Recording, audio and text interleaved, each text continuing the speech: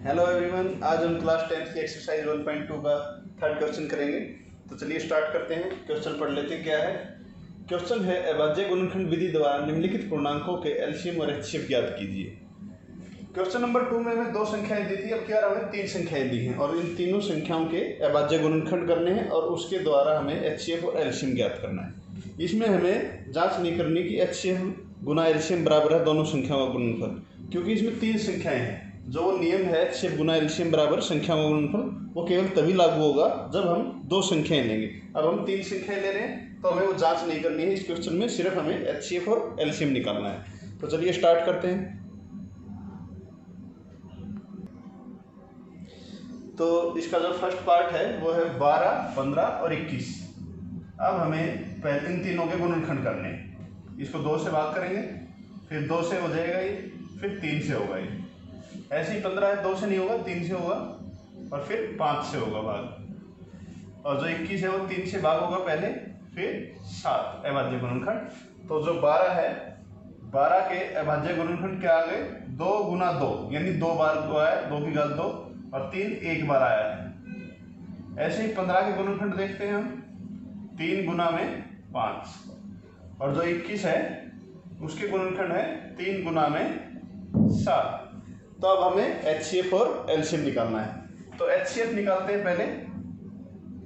HCF आपको बताया गया है कि जो कॉमन गुणनखंड होगा, तीनों संख्याओं का जो कॉमन संख्या होगी वो देखते हैं गुणनखंड में। इसमें 3 है, इसमें भी 3 है, इसमें भी 3 है, तो ये 3, ये भी 3 और ये भी 3, तीनों के अंदर है 3 और कोई संख्या कॉमन नहीं है, पर तीनों 3 है, जो तीनों की घात 1 है। तो हमें कम घात वाला चाहिए, लेकिन सब की घात 1 ही है। इसमें भी 1, इसमें भी 1, इसमें भी 1, 3 की घात 1 ही हमारा एचसीएफ हो गया। अब हम एलसीएम निकालेंगे।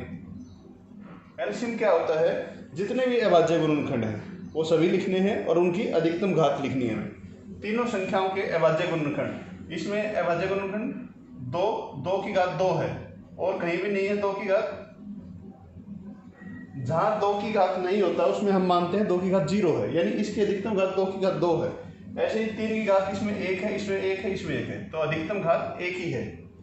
इसके बाद हम देखते हैं 3 के बाद 5 की घात इसमें 1 है, बाकियों में नहीं है, इसमें भी नहीं है 5, इसमें भी 5 नहीं है, तो इनमें भी मतलब 5 की घात 0 है। किसी की भी संख्या की घात अगर 0 होती है तो 1 होता है, तो 1 सब में कॉमन होता है फैक्टर। तो कहने का मतलब है तीनों में जो अधिकतम घात है वो 5 की 1 ही है, तो 5 ही लिखेंगे उसको हम। ऐसे ही ये 7 है जो, ये भी इसकी अधिकतम घात कितनी है, 1 ही है।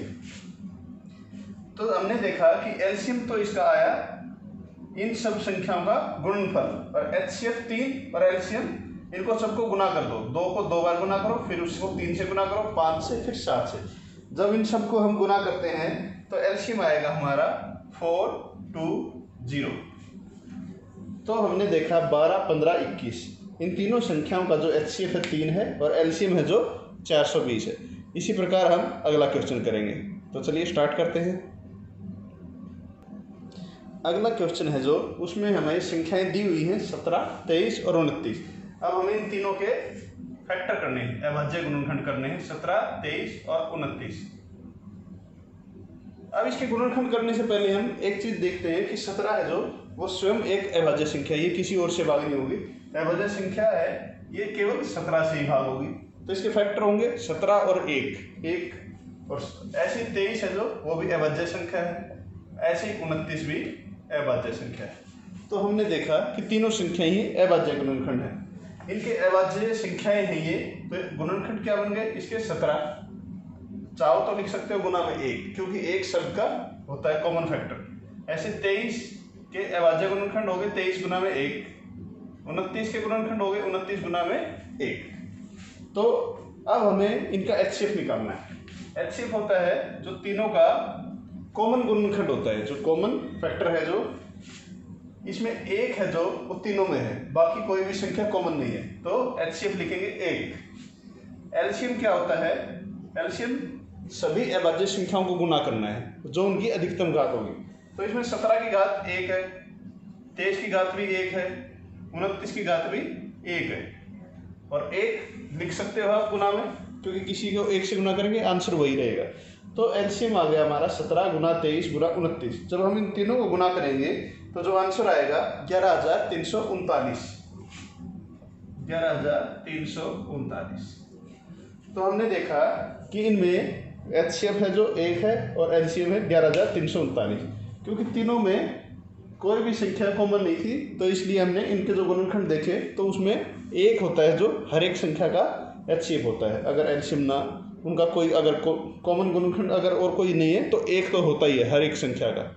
तो इसी प्रकार हम अगला क्वेश्चन करेंगे अभी। तो नेक्स्ट क्वेश्चन है हमारा 8, 9 और 25।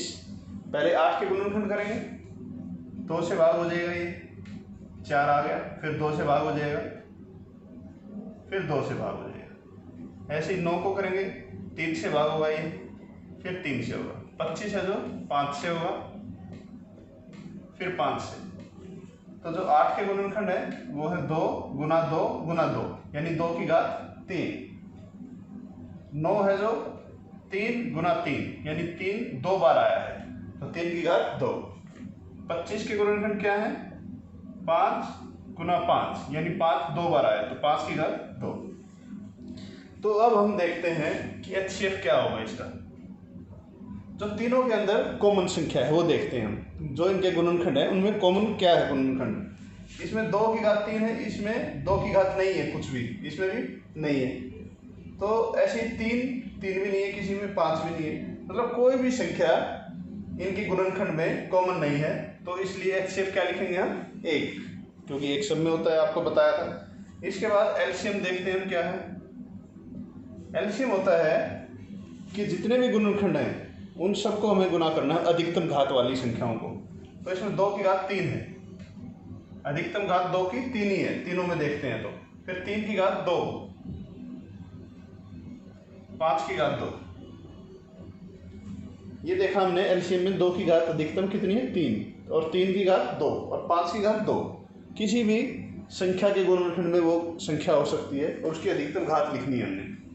तो 2 को 3 बार गुना करेंगे, 3 को 2 बार और 5 को भी 2 बार। जब हम इन सबको गुना करेंगे तो आंसर हमारा आएगा 1800 यानी 1800 इसका एलसीएम आ गया। तो आप इसको आप प्रैक्टिस करें, इसी प्रकार करना है आपको सारे क्वेश्चन।